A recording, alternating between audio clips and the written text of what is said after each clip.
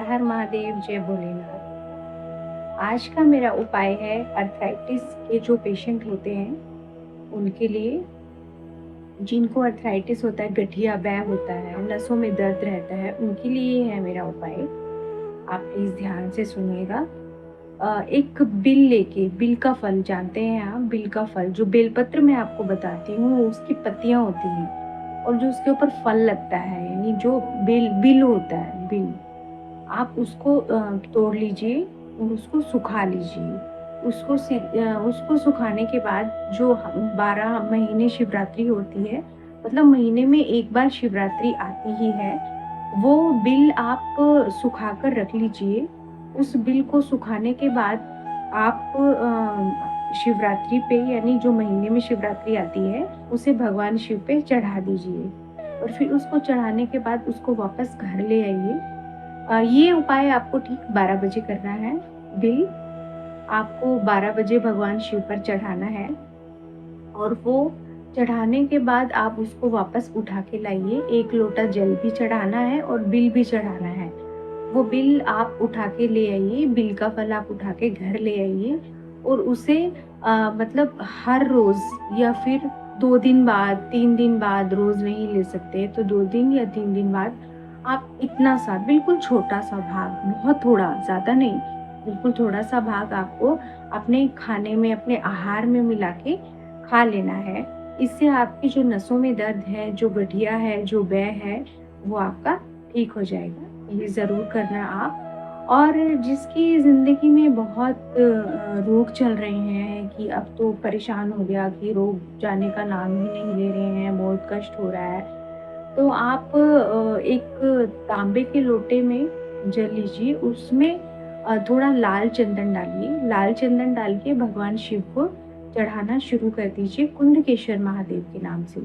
लाल चंदन डालकर कुंदकेश्वर महादेव के नाम से आप चढ़ाना शुरू कीजिए। आपके सारे कष्ट, आपके सारे रोग खत्म हो जाएँगे।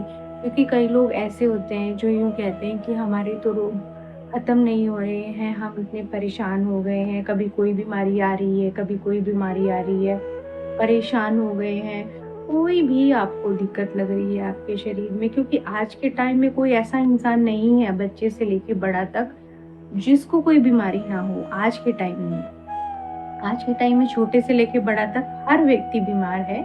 तो इसलिए आप प्लीज़ ये उपाय करके देखिएगा। अगर आपकी कोई मन्नत है, कोई कामना है जो आप किसी से डिस्कस नहीं करना चाहते कि मैं किसी से डिस्कस नहीं कर सकता या कर सकती हूँ, तो आप बहुत उलझनों में पड़े हैं, तो आप एक बेलपत्र लीजिए, उसपे एक चंदन की बिंदी लगाइए और उसपे एक चावल का दाना रख के भगवान शिव को चढ़ा दीजिए। आप कभी अगर मंदिर नहीं गए हैं या कभी आपने कोई व्रत नहीं किया, कभी कोई उद्यापन नहीं किया, भगवान शिव की चौखट पर कभी नहीं गए हैं और लेकिन आप उलझनों में बहुत ज़्यादा हैं, तो आप ये उपाय करके देखिए। आपकी जो भी उलझनें होंगी, जो भी आपकी मन्नत होगी, जो भी आप माँगेंगे भगवान शिव से, वो आपकी पूरी हो जाएगी। आपकी जो उलझनें हैं, उनसे आप बाहर निकल जाओ। अगर आपकी आँख फड़क रही है, दाईं आँख फड़क रही है या बाईं आँख फड़क रही है, किसी को भय है कि मेरे साथ बुरा होने वाला है या कुछ ऐसे सपने आ रहे हैं कि सपनों में भी हमें ऐसा लग रहा है कि मेरे साथ कुछ बुरा होने वाला है, भय है किसी चीज़ से, कोई डर लग रहा है, तो वो आपकी अगर आने वाली कोई दिक्कत है, कोई बीमारी है या कोई कष्ट आने वाला है, कोई परिवार पे कष्ट आने वाला है, कुछ भी ऐसा आपको लग रहा है, तो आप एक उपाय कर सकते हैं। आप 1 लोटा जल भगवान शिव को चढ़ाइए और एक आँकड़े का होता है पुष्प, यानी आँख बोलते हैं उसको हम, मतलब नॉर्मल भाषा में आँकड़े का एक फूल ले लीजिए, नीले रंग का या फिर गुलाबी रंग का, जो भी होगा, उसको आप भगवान शिव की बेटी अशोक सुंदरी है जो, उनके स्थान पर आप उसे चढ़ाना। जो भी आपका भय है, जो भी आपका कष्ट है, जो भी आपको लग रहा है कि मेरी बाईं आँख फड़क रही है, दाईं आँख फड़क रही है, तो वो भी आपकी ठीक हो जाएगी और जो आपके ऊपर कष्ट आने वाला है, वो भी ठीक हो जाएगा, वो टल जाएगा, वो आएगा नहीं आप लाइफ में, जो जिस चीज़ का आपको डर है। कुछ ऐसी लेडीज़ हैं जो प्रेग्नेंट नहीं हो रही हैं, जिनको बच्चा नहीं हो रहा है, तो आप उसके लिए भी एक उपाय कर सकते हैं। जो ये आंकड़े की जड़ होती है, आंकड़ा मतलब आग, आग की जो जड़ होती है, उसे आप अपने पेट पे बाँध दीजिए।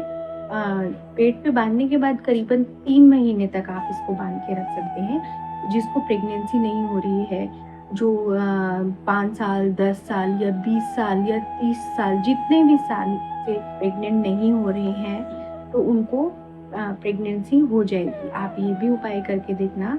भोलेनाथ 3 महीने में उनकी गोद भर देते हैं। और अगर ये 3 महीने में, जैसे आप सोचोगे कि 3 महीने मैंने कर लिया और नहीं हो रहा है, आप उसको रिपीट करना। तो ये मतलब आप करते रहना। अगर आपको एक बार में रिजल्ट नहीं मिल रहा है, तो आप सेकंड टाइम भी आप करके देखना। मतलब ये खाली नहीं जाएगा आपका, खाली नहीं जाएगा आपका ये किया हुआ। भोलेनाथ आप पे कृपा करेंगे। आप प्रैक्टिकल करके देखिए, आपको रिजल्ट मिलेगा ही मिलेगा। अच्छा, सबसे पहले आपको भोलेनाथ से अपनी भोलेनाथ के सामने अपनी मन्नत रखनी है कि मेरी शादी को इतना टाइम हो गया है और मेरे पास बच्चा नहीं है, मेरे पास कोई औलाद नहीं है। मुझे भी औलाद का सुख दो, जिससे मैं भी अपनी ज़िंदगी में खुश रह सकूँ। और फिर अब आपको अपनी मन्नत रखने के बाद वो आग की जड़ आपने अपने पेट पे बाँधनी है। वैसे तो हर मन्नत पूरी हो जाती है, हर बहुत से लोगों की मन्नत पूरी हुई है इससे। लेकिन आप ऐसा भी कर सकते हैं कि आपकी पहली बार में मन्नत पूरी नहीं हो रही है, तो आप इसको दूसरी बार बाँध दीजिए।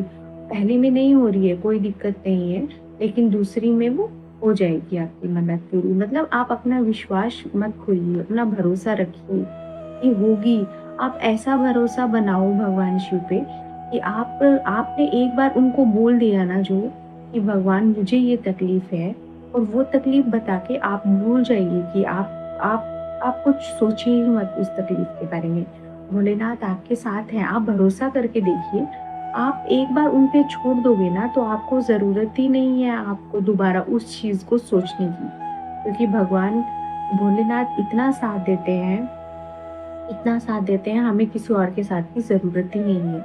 बहुत चमत्कार होगा आपके साथ, बहुत से चमत्कार होंगे आपकी ज़िंदगी में। आप एक बार करके देखिए।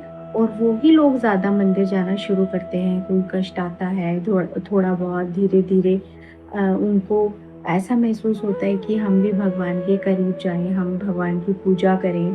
और वो भगवान की पूजा करने शुरू करते हैं। वो 1 दिन मंदिर जाते हैं, 2 दिन जाते हैं, 5 दिन, 4 दिन, ऐसे वो मंदिर जाना शुरू करते हैं, तो उनका खुद का ध्यान भगवान में इतना लग जाता है कि खुद हटने का मन नहीं करता पीछे। मंदिर में अगर हम लगातार बहुत टाइम से जा रहे हैं और बीच में हम मिस कर दें, या कोई कारण हो, किसी कारण से हम ना जा पाएँ, तो हमारे दिल को खुद ऐसा लगता है कि हमारी ज़िंदगी से पता नहीं क्या अलग हो गया है। तो आप धीरे-धीरे आप एक बार जाना शुरू करो, धीरे-धीरे आपकी ज़िंदगी आपको इतनी अच्छी लगने लगेगी मंदिर जाके कि आपका मन ही नहीं हटेगा। आप भोलेनाथ की भक्ति करके तो देखिए, एक बार 1 लोटा जल चढ़ा के तो देखिए, बेलपत्र चढ़ा के तो देखिए। आप अपने ये सब उपाय जो मैंने बताए हैं, ये करके देखिए और महादेव पे इतना भरोसा रखिए कि आपका आपका भरोसा कोई तोड़ ही नहीं सकता। आप महादेव से इतना प्यार करिए कि आपका भरोसा है ना, जो इतना हो जाए कि कोई भी इंसान आपको कहे कि क्या है, तू किस पे विश्वास कर रहा है? तो आप उसको पलट के जवाब दे सको, ठीक है? क्योंकि इंसान ऐसे ही होता है कि मंदिर जाने से क्या होता है, पूजा करने से क्या होता है, लेकिन आप उसका जवाब दे सको। आप इतनी भक्ति करनी शुरू कर दो, आप इतना भक्ति में अपना दिल लगाओ कि आप हर किसी को जवाब दे सको, और खुद की जो एक्सपीरियंस होंगे, आप वो शेयर करोगे मेरी तरह। क्योंकि मेरे बहुत एक्सपीरियंस हैं और मैं अपने बहुत से एक्सपीरियंस आपके साथ शेयर भी करूँगी आगे-आगे। और मेरी ज़िंदगी में महादेव का बहुत साथ रहा है, आशीर्वाद रहा है, बहुत प्यार रहा है। मेरी ज़िंदगी में तो महादेव अ, मेरे लिए बहुत बहुत कुछ है। मतलब मैं आपको बता नहीं सकती कि मेरे लिए मेरे महादेव हैं क्या। मेरी ज़िंदगी बहुत बदल दी है महादेव ने। मुझे कोई टेंशन होती है, कभी कोई स्ट्रेस होता है, कुछ भी होता है ज़िंदगी में, मतलब मेरी लाइफ में कभी भी कुछ होता है, मैं सब चीज़ें महादेव पे छोड़ती हूँ। मैं खुद पे, मतलब अगर मैं कोई स्ट्रेस लेती हूँ, तो वो मैं एक बार भगवान शिव से डिस्कस करती हूँ कि भोलेनाथ ऐसी-ऐसी मेरी ज़िंदगी में दिक्कत है, अब आप जानो और आपका काम जाने। आप ही करोगे जो करोगे। और वो मुझे मतलब मैं आप यकीन नहीं मानोगे अगर मैं परेशान होती हूँ, मैं सुबह बात करती हूँ और रात तक मेरी टेंशन खत्म हो जाती है। मैं उन पर छोड़ देती हूँ और मैं बिल्कुल भी स्ट्रेस नहीं लेती। मैं अपनी ज़िंदगी में भगवान शिव की भक्ति करके बहुत खुश हूँ और मेरी ज़िंदगी बहुत अच्छी है। भगवान शिव आप लोगों पर भी सब पर अपनी कृपा बनाए रखें, अपना आशीर्वाद बनाए रखें। आप प्लीज़ भगवान शिव की भक्ति करो। आप मेरे भरोसे से करके देखिए, आपका खुद का भरोसा भी बन जाएगा। और आप प्लीज़ मुझे अपने कमेंट्स में बताइए आपको और कैसी वीडियोज़ चाहिए और आपको मेरी वीडियोज़ कैसी लग रही हैं? प्लीज़ मुझे कमेंट में बताइए। हर हर महादेव, जय भोलेनाथ।